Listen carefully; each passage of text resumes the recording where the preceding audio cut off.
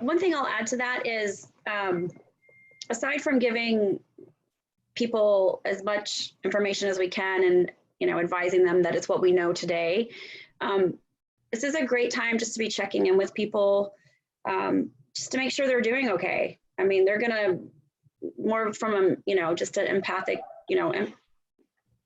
standpoint, comparing how you're feeling, how they're feeling, being anxious, all of those things. So not just real estate, but just being a resource to people,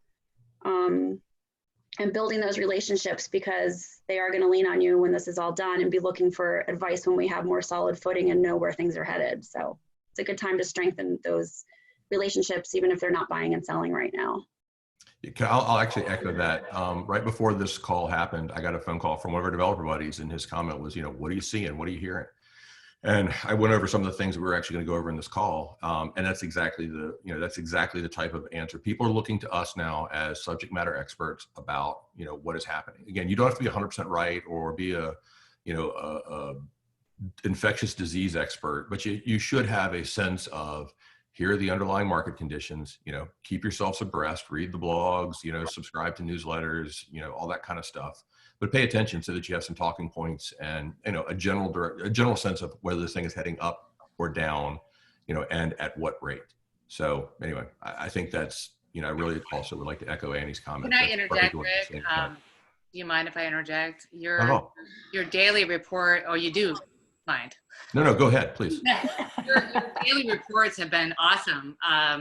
And I've been, wording them smaller, but and contacting my clients. I've got 2 closing out here and this and that. What I found interesting was not only do they appreciate everything you're delivering to us, even clients are looking out maybe a year. Mm-hmm. I'm letting them know what you're saying, and all that information you are delivering has been fantastic. Mm-hmm. Because I'm looking all over the place like everybody else, but you're delivering it on a daily basis, and it really helps to talk to different clients. All of our clients are different. Right. One thing I would say that I know my social media spread looks like a, batshit crazy, but I've gotten calls from clients. They just they want humor. So right. That's why I started doing that. And I'm like, I'm on the phone with them talking about serious stuff. But my clients like the humor, and so they're calling me, and I can give them your advice and what you're saying and all the things, but also give them a little bit of levity in the situation. So I really want to let you know how much I appreciate that, because right there. You guys are thanks for reading. Well, I read it every day, and I wish for 3 today, which. Yeah, I'll do what I can to get another one out today. How about that? Sorry, I've been a little remiss. I'm really worried about what's happening with the government shutdown. So when you get that one out. It's coming after this. It's been written. It's just a matter of, I didn't want to send it out right before this, because I want to try to keep telling you're doing a really great job, and it's helping me help our clients. And so thank you. I appreciate it very much. Thank you. Yeah, I agree. Is that you, Rick? Hey, Rick, so, well, just to mention again, if you're not talking and you've got some background noise, you can hit mute, and that'll cut some of it out. But kind of in the same vein. Is there a problem that my husband started barking, or? Well, I mean. I don't know. It's kind of weird. So we did get a question. I think we often say what starts west comes east. And when we start talking about government shutdowns and how our government's handling it, Marie, it looks like she's asking to Andrea specifically, she's being told friends in Chicago and Florida say that their markets are just basically halting or near dead. I feel like in 2008, we felt like we were a little bit sheltered from some of the big hits, but COVID doesn't know property lines and all of that. So what do you guys think about what you're hearing, and do you think it'll come this way? I think inevitably it will. And again, we don't know the map and we don't know the direction.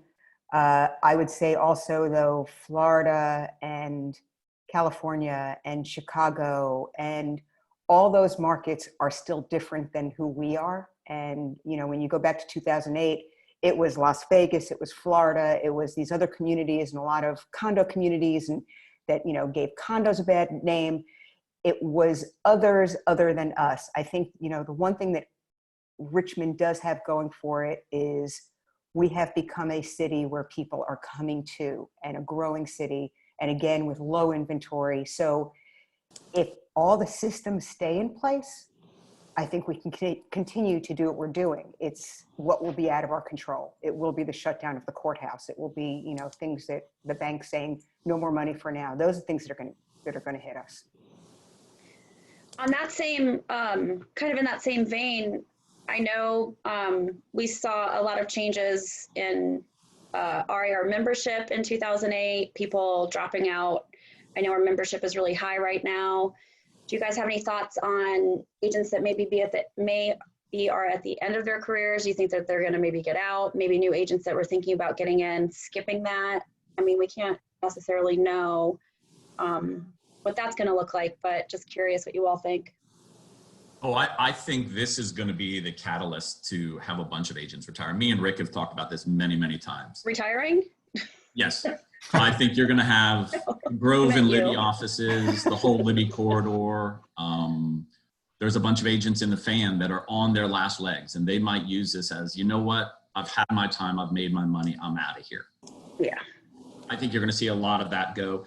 Back in 2008, 2007, there were over 6,800 agents in the market. And if I'm not mistaken, that number got about down to 4,500 agents when we hit our crash.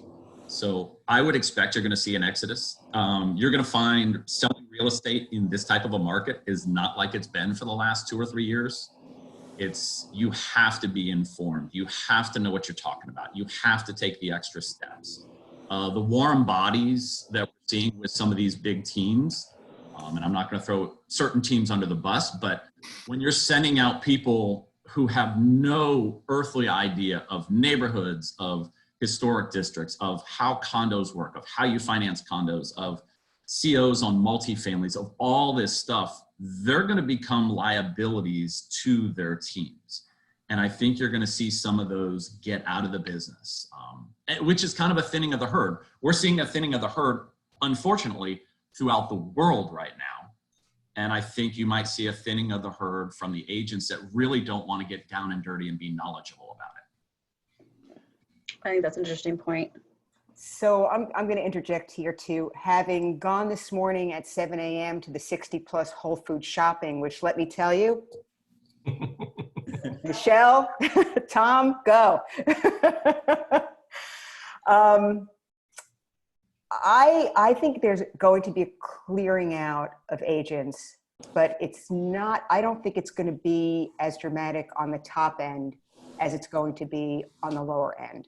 So I think that although there's going to be some age-related retirements happening, I think this is going to do just what 2008 did, which is clearing out the shop, which is those agents that are just kind of hanging on, thinking that they, you know, come in on a great market. I started in 2004. I rode that wave and I saw the wave, and I was one of the fortunate ones to be able to make it past that, because it does take a lot of work to stay in the game. And it's not a part-time job. It's a full-time job. It's a lifestyle. So, you know, the ones that came in saying, hey, this is going to be easy and this is going to be great and I'm going to have so much fun and blah, blah, blah.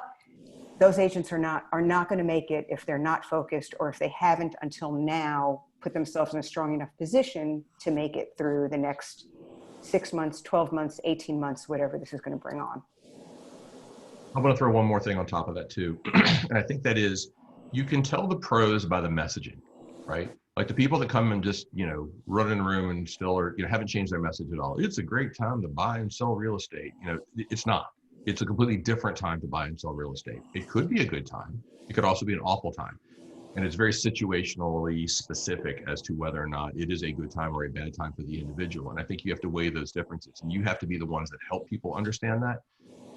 So, you know, the people that are unable to pivot and to, again, understand the bigger picture and understand how to interpret market conditions and make much more strategic recommendations for people are going to be the ones that are going to lose. And whether you're, at the end of your career, the beginning of your career, even in the middle of your career, I mean, there's a lot of people that have made a lot of money in the last couple of years who I would describe as, far more tacticians than they are necessarily strategists. And this is the point in time where the strategy part of this job comes rising to the top, and those who can make better recommendations, not just how to process a contract faster or to buy more Zillow to get more leads. This is about strategy now, and will be for some period of time. So whether or not you list your house for $495 or $475, that's the same highway, maybe a slightly different lane on the highway or a different speed. When you're talking about should I do it or should I not do it, those are two entirely different decisions.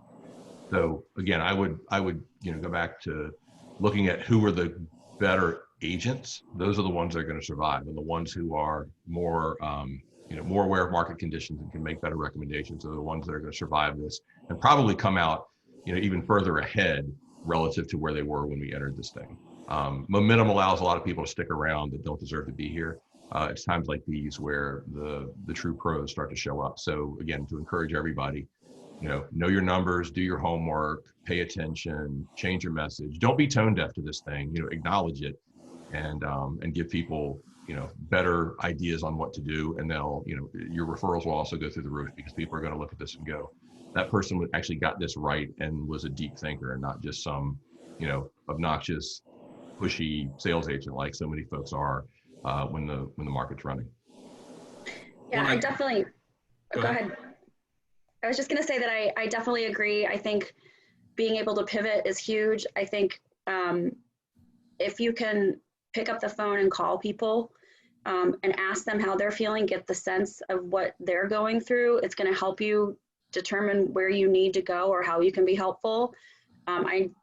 I ended up with a property management company after 2008 because so many people didn't want to short sell. They didn't want to go into foreclosure, and they were accidental landlords. So that's the creativity that I pulled from it. But that's the way you need to think. And it's not just spewing out information or videos necessarily on social media. It's that human connection that you don't have to try to sell them now. You build the relationship because you care, not because you're full of it. But I think that's going to make a bigger difference. Like you said, Rick, it'll help you if you can cut back on your expenses now, it'll help you thrive later. So Scott. One of the things the banks were saying too is the next 15 days are going to be really telling, because you're going to go into the first of the month and mortgage payments aren't delinquent until the 15th of the month.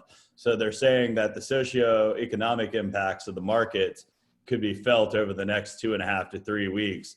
My dad was telling me that they had calls with Fannie, Freddie, Bank of America, JP Morgan, and Wells, and all the banks. And they think that we're really going to see, who's defaulting, who's able to pay. This is the first kind of month in the pattern where we've been in this, severe of a scenario. So it should be kind of interesting to see how they're doing that. But to your point, Annie, one thing that my wife is doing, she's in fundraising at UR. Obviously, they're not calling to raise money, but that's what they're doing. They're just calling all their prospects and saying, hey, how are you doing? Is there anything you can help? So I think that's really good advice too. So. Well, and back to you, Annie, on this is time, and back in 2008, when Rick started getting all this together, we came into it to cut our teeth and make a mark and to show that we were different, and we pivoted. And I remember leaving Long & Foster and Jean Longus questioning me. She's like, why are you going? I don't understand why you're going. And it was, we're going to do something different. We're going to take on a segment of the market that hadn't been done. At the time, nobody was focusing on condos, and nobody was focusing really past the fan when it went downtown. Downtown was just a zone. And we came into that market, and Rick was always banged into our head, marketing, marketing, marketing. We will have the best marketing. We still have the best marketing. And it allowed us to cut our lane and to show what we could do. And from that, we've been able to do what we've done. And so I think this is an opportunity. If you can spin and figure out how to take on this market, you can create your brand for the next 5-10 years going forward.